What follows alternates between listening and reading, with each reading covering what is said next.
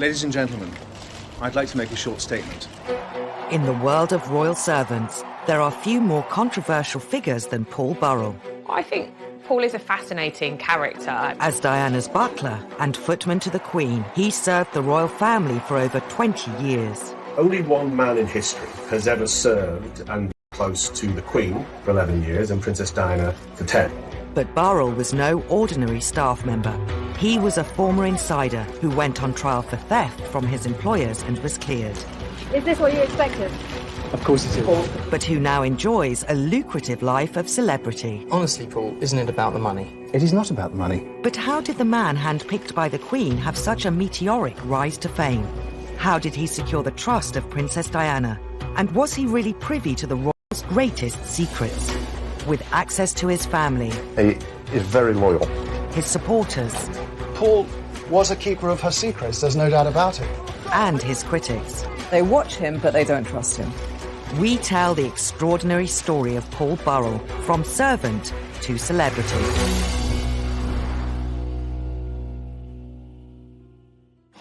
Today, Paul Burrell is one of the most visible figures in royal commentary. His 10 years as butler to Princess Diana still generate endless fascination and secure numerous TV bookings, including popular daytime TV shows. Joining me now is Princess Diana's former butler, Paul Burrell, of course, one of the people who knew her best of all. Morning, Paul. Can you believe it's been that long, Janet? I can't believe it's that long. I think in Britain, we love a character. He's incredibly colourful. He's very emotive. And, of course, he offers insight that a lot of people can't necessarily give. Having served as butler to Princess Diana, Paul became a household name, with the public eager to hear every detail of his life as a royal servant. Princess Diana made Paul Burrell famous, but Paul Burrell kept himself in the public eye for many decades and years thereafter. Paul's celebrity status grew through several high-profile TV appearances. Today, he shares aspects of his domestic world with his Instagram followers. He lives in a mock-Tudor mansion in Cheshire, from where he also sometimes films video messages revealing more details of his life with the royals. I've been thinking about all those parties which I attended with the royal family through the years. Parties with the Queen, fancy dress balls at Balmoral, family parties with Princess Diana, and parties celebrating the life of the princess.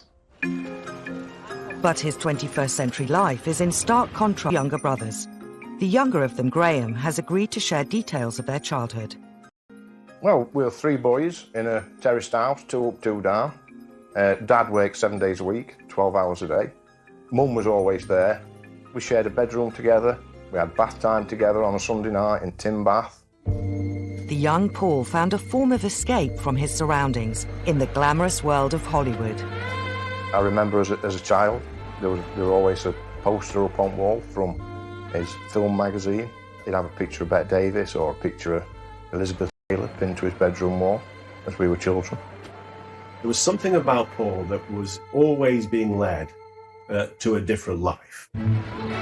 Aged 12, Paul Burrell came face to face with a world entirely unlike his own on a family trip to London. We always went to Paris, and we always went to see Busby's. And on this particular time, we were all holding railings, 3 little boys from Derbyshire. And Paul said to Mum and Dad, one day I'm going to work there. Dad ruffled his hair and said, yeah, of course you are, son. After leaving school at 16, Paul studied for a diploma at Catering College. Upon graduating, he worked briefly in hotels on the south coast until a previous application to the royal household yielded a job offer. In 1976, at just 18, Paul Burrell began work as 14th footman to the Queen. This photo from his Instagram page shows him in Windsor Castle, but much of his time was spent at Buckingham Palace. When Paul actually got the job at Buckingham Palace, it was unreal. We were stood looking at the most famous house in the land. It gave us a doorway into a world that was so far from where we lived. It was a world of fantasy. It was like living a fairy tale in many ways for him. I think he had to pinch himself from time to time. We used to drive down, go into Buckingham Palace, sit in his bedroom window looking down the Mall, and that was so exciting. Within 16 months of starting at the palace, he was promoted to personal footman to the Queen. And she'd apparently said, who is that young man? and she'd been told, and she said, well, he seems to be very good at what he does. Let's try him out. And I think she was looking for a new footman. So, I mean, she doesn't have very many, and she doesn't have very many men in that close area. But, you know, Paul Burrell, in a very short time, became one of the key male servants in the Queen's life. Once promoted, the Queen tested Paul Burrell with a job very close to her heart. Burrell was thrown in at the deep end. The first thing she said to him was, oh, do you like dogs? And he said, I love dogs, Your Majesty. Well, let's see if they like you. But Paul was quite practical. At breakfast that morning, he'd wrapped up because he thought they might come in useful if he had to sort of placate the corgis. His secret weapon came in very handy because he managed to sort of rush off after the dogs behind some trees and dish out their treats to them. And after that, of course, they wouldn't leave him alone.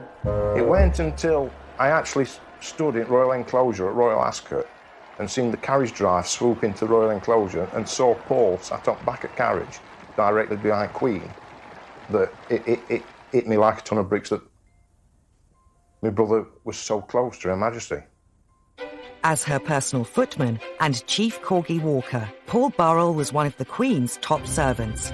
The images he posts online illustrate the pride he took in his job. But like all staff members, Paul would have been made very aware of his standing. Di Davis, who served the Royals from 1994 to 98 as head of Scotland Yard Royalty Protection Force, remembers well the boundary between the Royals and their staff. I think Her Majesty, she has seen so many servants, police officers, private secretaries come and go. All of us who work with and for the royal family have to remember our place. We're there to support them. We're not there to be their best friends. Whilst Paul may have been kept busy with his duties for the Queen, he still found time to help out the newest addition to the royal family. In 1981, Diana Spencer was living at Buckingham Palace in the months leading up to her wedding to Prince Charles. This other member of staff called Mark Simpson had got close to the princess, and he was taking her Big Macs, and so he pulled Paul Burrell in to be part of this mission. And so they went to a local McDonald's and they brought back Big Macs and fries. And they apparently sat and had it together. And that's Diana. I think she could mix with everybody. But whilst Paul was becoming popular upstairs, it would be downstairs that romance blossomed. Paul met his wife Maria, who was a maid to Prince Philip, while they were making the Queen's bed. He and Maria did break new ground, because normally what happens when below-stairs staff marry was that one of them, at least, has to stop working. Paul happened to mention this to the Queen one day, and the Queen said, well, that can't be right. You and Maria deserve to stay on. Although today Paul is strongly associated with Lady Diana, it was originally his wife Maria who bonded with the princess and secured Paul's future with the newest royal. Sometimes she would pop down to a little tiny mews flat, which is at the back of Buckingham Palace, where all the servants lived, and she would, drop in to see Maria as well.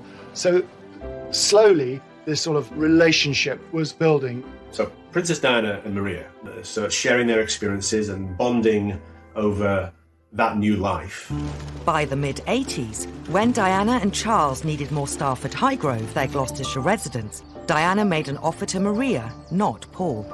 Diana in sort of appealing to Maria to think about the future, and you can't carry on living in this poky little flat. Why don't you come and work for us? And with pressure from Diana and a lot more pressure from Maria about a new life in the countryside, they managed to persuade Paul about the benefits of family life at Highgrove. Although initially reluctant to leave the Queen's service, in 1987 Paul relented to pressure from Diana and his wife by moving to Highgrove to become butler to the Prince and Princess of Wales. And I don't blame him in one sense. They were the future, as it were, or she was the future, and the potential future Queen. Why wouldn't an ambitious servant want to be on the right side, as it were? But as Paul began on the exciting new chapter in his life, words of warning echoed in his ears. Just before he left, he was taken aside by a very senior figure at Buckingham Palace who said to him, Paul, there is something you need to know about the Charles and Diana household. All is not as it seems.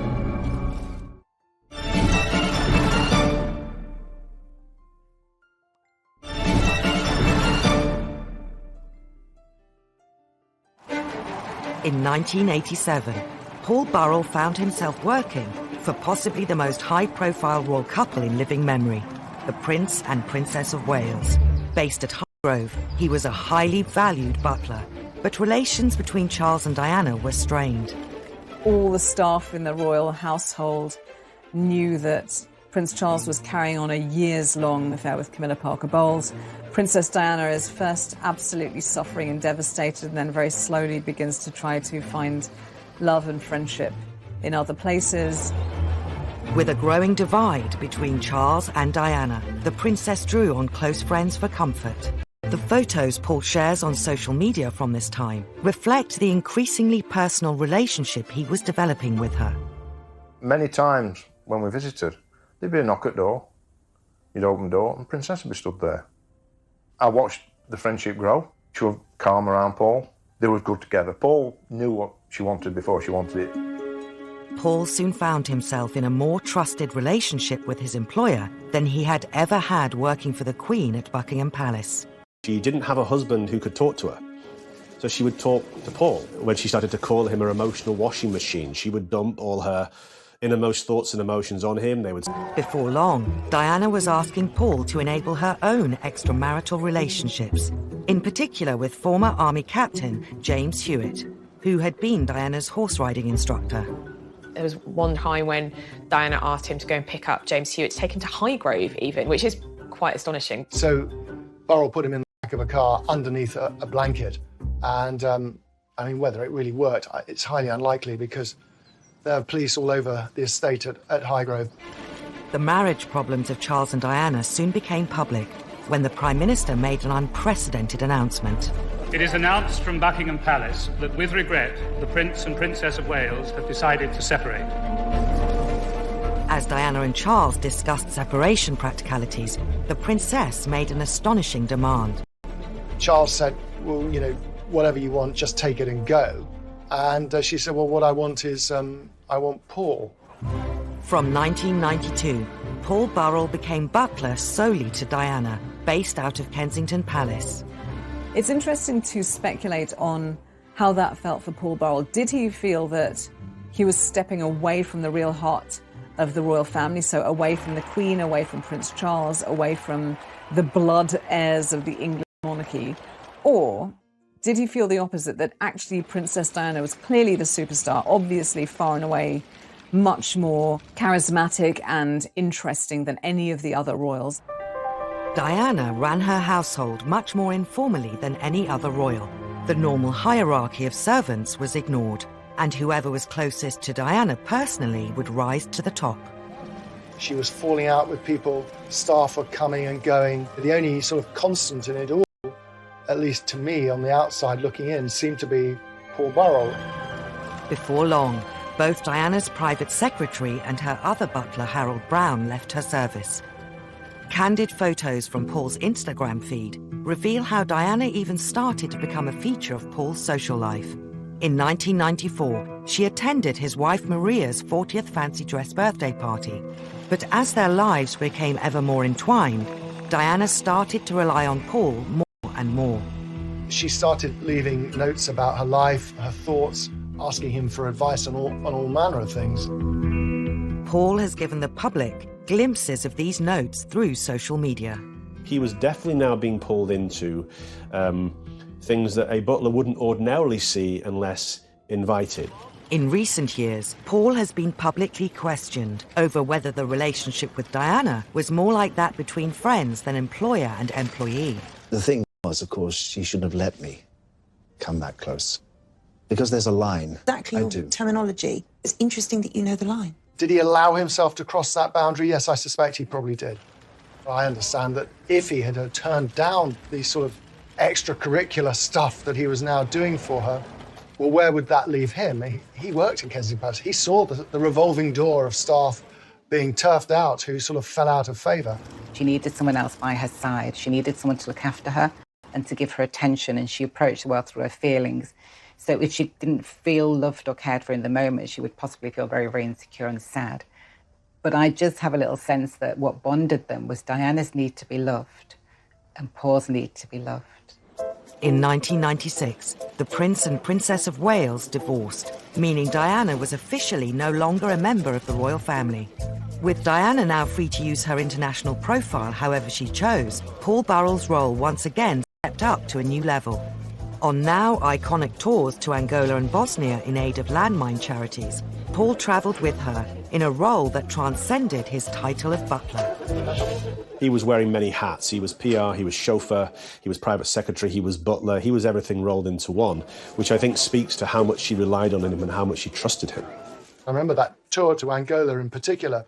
You know, we were all there for the famous shot of the princess walking through the minefield, and there's Burrell in a Ralph Lauren shirt, same as the princess, and you're thinking, this guy now really is very important in her life. 1997 was not only the peak of Diana's public profile, it was also the pinnacle of Burrell's career as a servant. The press described him as the most important person in her life. Gushing newspaper profiles, I should know, I wrote some of them, about who was this remarkable man. You know, boyfriends may come and go, but one man's constant step forward, Paul Burrell, and I think he rather enjoyed it. Paul soon became known as Diana's rock. I mean, a lot of people have said to me, well, he wasn't the only person she referred to as her rock. There are a number of other people. Well, that may be the case. But what I can say is that it didn't come from Burrell. I didn't hear it first from Burrell. It probably came from Diana. Paul has subsequently claimed in TV appearances he was not only her rock, but also Diana's best friend. I was her best friend. I was a great advisor on what to wear and when to wear it. I did great flower arrangements. I think the friendship were greater than they thought at the time, if that makes sense. I think it were great when you look back at it, when you're actually travelling through it. I don't think he was her best friend. I think that's a misunderstanding. I think that's something that he subsequently came to in the years after her death. But since her death, he has revealed them too. One of the most sensational was a letter she wrote just 10 months before the tragic accident that took her life. In 2003, Paul revealed the existence of a letter that Diana had written a couple of months after her divorce from Charles, saying that she thought Charles wanted to kill her. This letter was given to Paul, he says, as insurance, and it was in Diana's hand. But Diana was paranoid about these things. I mean, Burrell, I think it's best to reassure her. The fact that she confided in him about it, I wasn't entirely surprised. I mean, she told me some of this stuff too. She got Burrell to pull up all the carpets on one occasion and even lift floorboards to see if they could find bugs, but they never found anything at all, of course. Only months after Diana wrote this letter to Paul on August 31st, 1997, he received news that brought his life as a royal servant to an unexpected and gruesome end. I was actually with Paul at Kensington Palace. We was woke in the early hours of the morning with police knocking at the door. I remember seeing policemen in Paul's hallway, Paul on telephone. Comes off telephone, said that the princess had been injured. They were like a rabbit in headlights. Everything, his job, his best friend, everything were in jeopardy. The driver and Dodi Al-Fayed died at once. The security man and Diana initially both survived, though ambulancemen spent 2 hours with her at the scene. They were brought here to the Pitié-Salpêtrière hospital, but such was the gravity of Diana's injuries, they pronounced her dead at 4 a.m. Paris time. Upon hearing of Princess Diana's death in Paris, Paul left to perform one final royal duty. He arrived before Charles or any other royal and began arranging for her to be brought back to Britain. They just wanted to take care of all loose ends and make sure everything was in order and protect the dignity. After her televised funeral in Westminster Abbey, Paul was one of only 2 non-family members invited to Diana's private burial at the family estate, Althorpe. But perhaps the greatest honour for Paul in the months after Diana's death was his involvement in her memorial fund. He would explain in TV interviews how this was a way of protecting her memory. For me, it's a way of carrying forward what I began 10 years ago, looking after the princess in a private way. I can now look after the princess in a public way. While being employed by the Memorial Fund to arrange charitable work, Paul Burrell appeared at events as Diana's representative. The press got more interested in Paul after Princess's death because he was more... And instead of standing there with a tray serving champagne, someone is standing in front of you with a tray serving you champagne. By the middle of 1998, Paul Burrell had carved out a place for himself in public life as the spokesperson for Princess Diana's work and ideals. But with his public profile rising, what was more important to Princess Diana's former butler?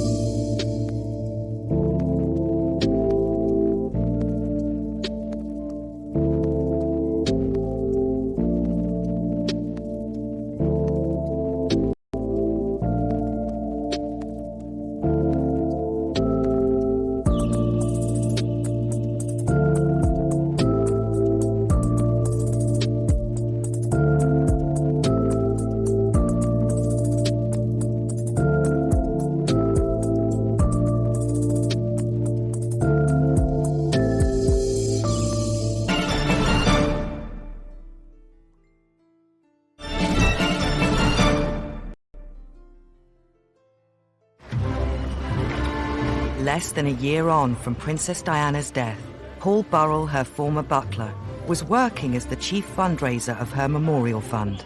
The Princess of Wales Memorial Committee gathered in 11 Downing Street for their 5th meeting. But it wasn't long before his high profile began ruffling feathers.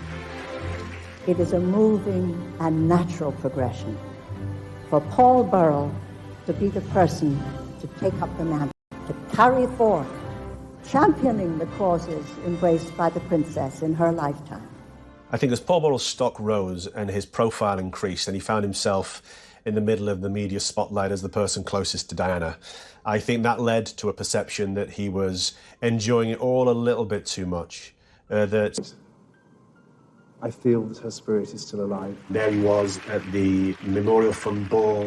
He had spent 20-odd years in the shadows, as invisible servants are meant to be, and he's thrust into the spotlight. It did seem extraordinary. He found it all almost too good to be true. And it seemed it was. In December 1998, Paul was made redundant.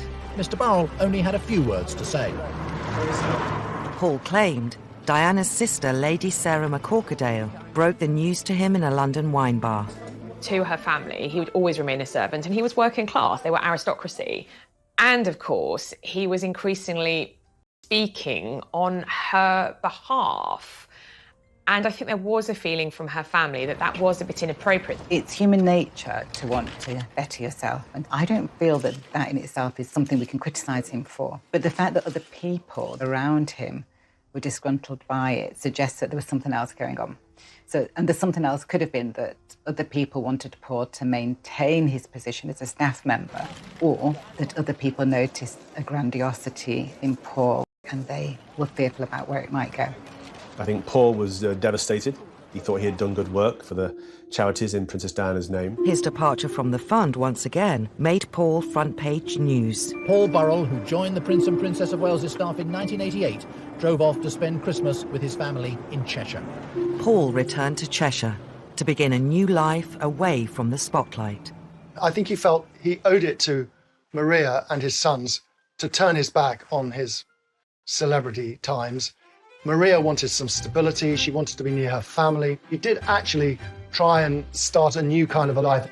I think it is too simplistic to say that Paul loved the celebrity. I think he genuinely believed that he was Princess Diana's standard carrier. He was her knight in shining armour, that it was his role to protect her, promote her, because she wasn't here anymore to do so.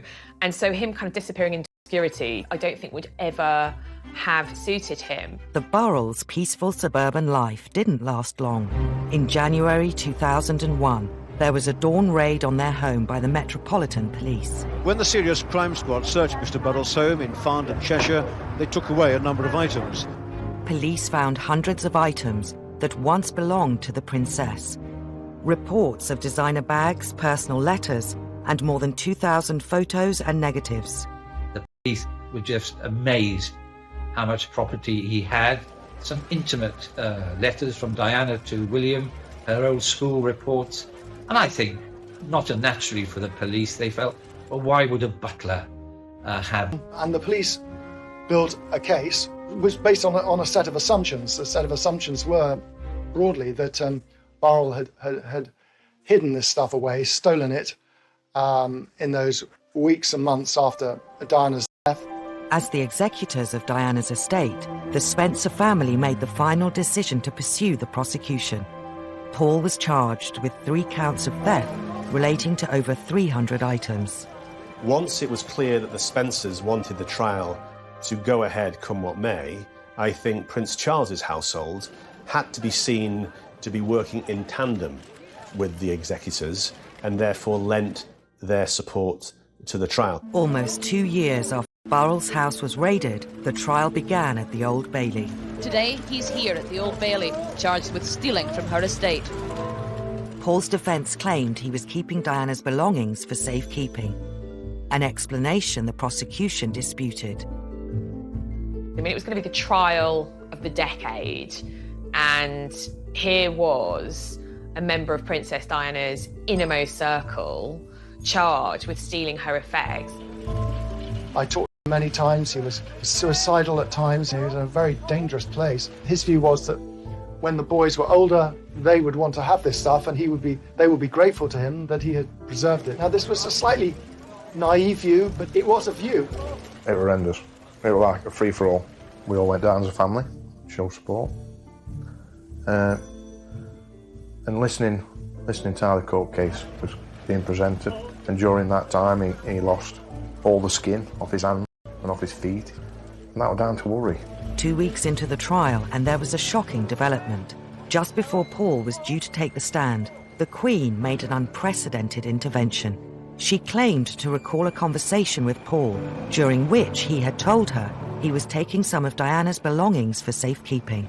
I knew the princess, and I knew that she was in the habit of giving many of her things away, and no one benefited more than that than Burrell.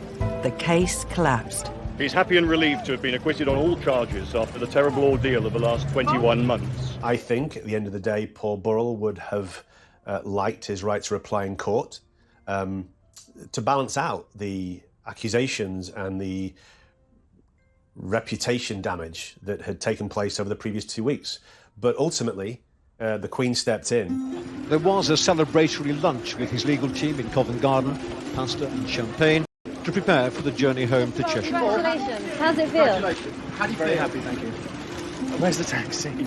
After the trial, Paul Burrell once again returned to a quiet life. Wait and see what people offer me and go forward in a positive way.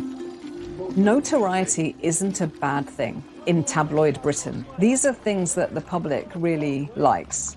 So he was canny enough to know that he may get a few juicy offers, which he did. The Daily Mirror's boasting that it will shed light on the trial with Paul Burrell's exclusive account of the last 22 months. He sold his story to the Mirror, and again, no doubt, thought, well, I've been put through the mill on this issue. What benefits can I bring to my family, to my future career? The establishment have tried to destroy me. What can I do to enhance my situation? Paul's next move saw him thrust into the spotlight once more. He wrote a book, A Royal Duty, claiming to set the story straight. To understand the motivation as to why Paul wrote A Royal Duty, you first have to understand and see what happened to him.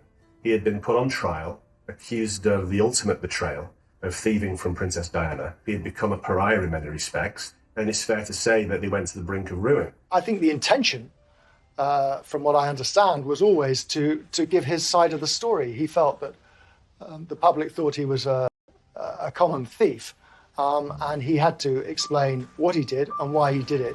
In the weeks leading up to the book's publication, it was serialised in the Daily Mirror.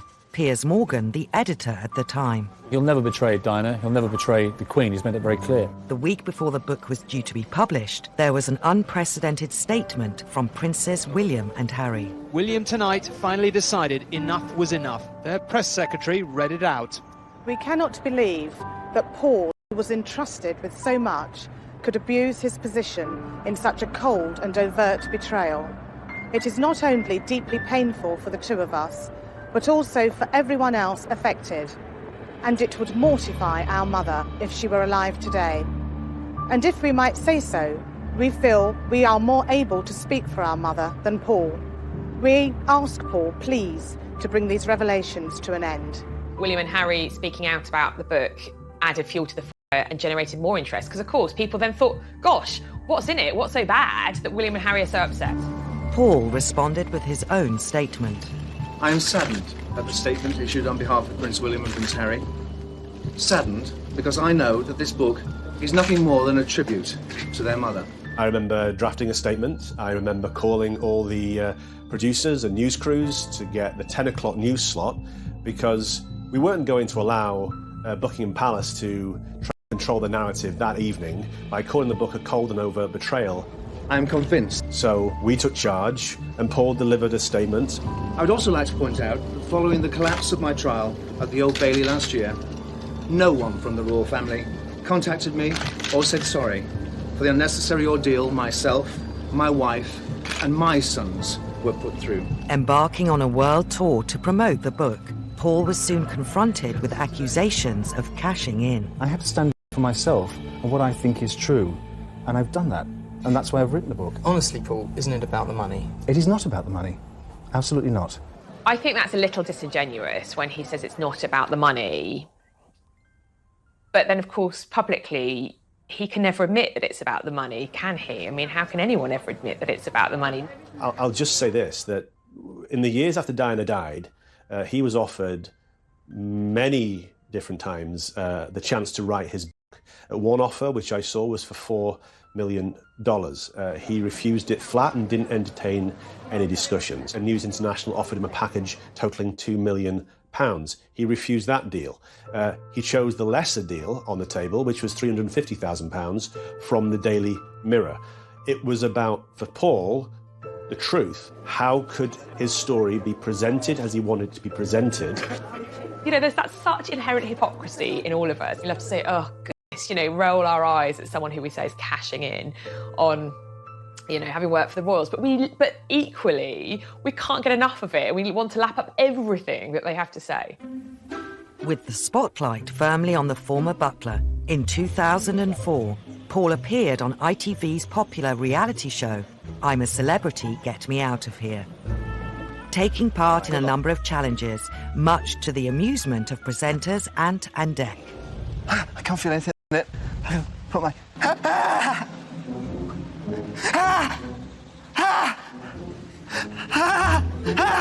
And I watched some of it, and he was very funny. You know, he was screaming and shouting, as people do. Paul finished the show in second place. And I think he was surprised at how well he did. It was a real kind of role reversal. He'd been kind of public enemy #1, and now suddenly he was the nation's sweetheart. With his popularity on the rise, Paul decided to move his family to America, where he accepted offers to endorse a range of products, from teacups to linen. I do understand why, if you've been in a trial in England and it was very exposing, you get to America where people are going to treat you much better and they're going to treat you like you're famous, without any baggage at all, with a nice little paycheck ticking over. It's seductive. The Americans love British royalty, and they love the kind of Downton Abbey, upstairs, downstairs kind of story. So here was a bona fide servant to the British royal family, best mate of Diana's, and... He wasn't to last. After the inquest into Diana's death, He was secretly filmed, admitting he didn't tell the whole truth in court. Paul's world once again came crashing down.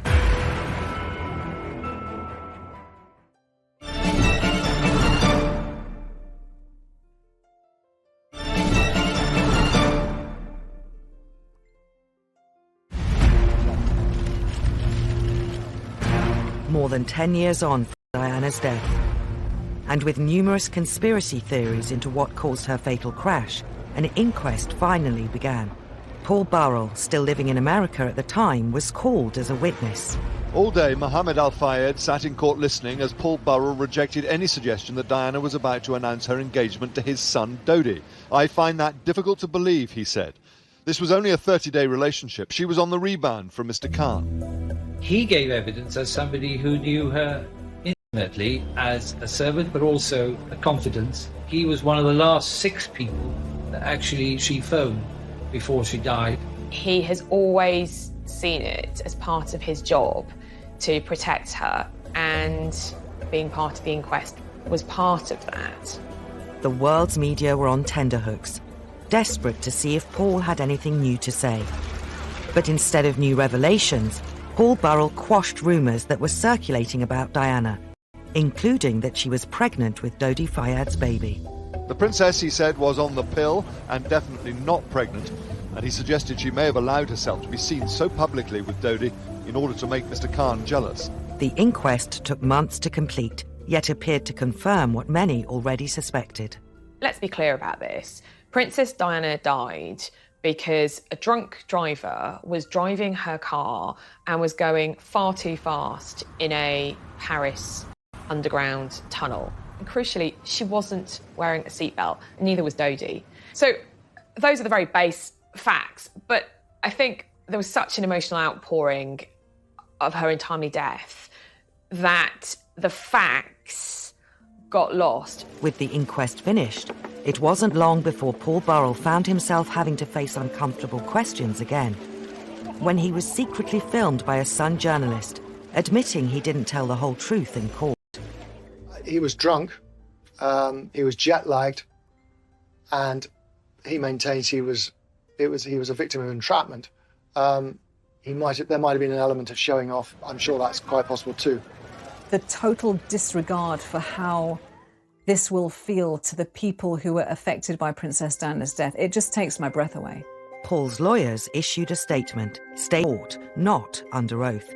He did not conceal anything remotely relevant to the inquiry. Despite this, the impact was wide-reaching. The fairy tale was over. The fantasy was broken. He wasn't this twinkly-eyed English butler. I think he did become less credible as a kind of talking head and as a source on the royal family. His star was waning, and he returned to Britain, to the family's flower shop. Paul's wife and children remained in America. It certainly had a negative effect on views about him. You know, he went from being this rather sort of lovable figure on daytime television to someone who, you know, the public sort of collectively groaned about. In 2017, after years of media speculation over his sexuality, Paul revealed he was gay and planning to marry his partner of 10 years, Graham Cooper. With Paul's private life almost as valuable as Princess Diana's, the Sun newspaper ran the exclusive.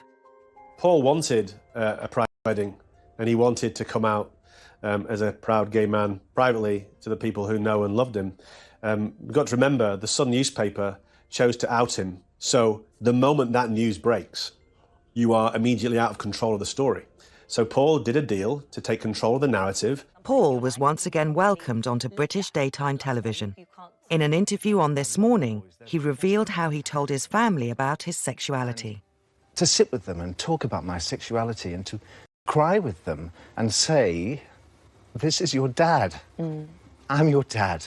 I'm not going to change. I'll always be here for you. I said that to my wife. I said, I am your best friend.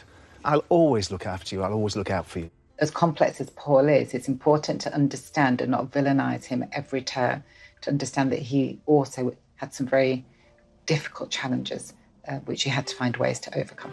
Since his marriage, Paul has sold his flower shop, but still accepts offers to comment on big royal stories. including talking to the Loose Women panel about Harry and Meghan's departure from the UK. They're not the first royals that have decided to leave the country or to have another home in another country. Diana was also deciding to spend some of her time in America. And in fact, the day she died, on her desk were plans of a home in Malibu in California, which she was in the process of purchasing. Undoubtedly, Paul will want to talk about one of the biggest royal stories this summer, the unveiling of a statue of Princess Diana on what would have been her 60th birthday. When it comes to the unveiling of the statue, I think Paul is realistic about his chances of being in attendance, but I'll say this. I do hope that Princes William and Harry recognise the place that Paul Burrell had in their mother's life. Secrets to tell about Princess Diana and indeed the royal family. This has allowed his image to carry on, if you like, and the press and the public to be intrigued by this unique man and his unique relationship with Diana and indeed the royals themselves. He isn't going to deny his background and his past, and when television companies ask him to comment, if he wants to, he'll do it, and he'll continue to do that. And he would consider that no more than a right, really, if you like. Paul Burrell holds a really unique place in public life. He's a public figure who's now a celebrity in his own right, but I think he's slightly mistrusted by the British public, and at the same time, they can't get enough of him.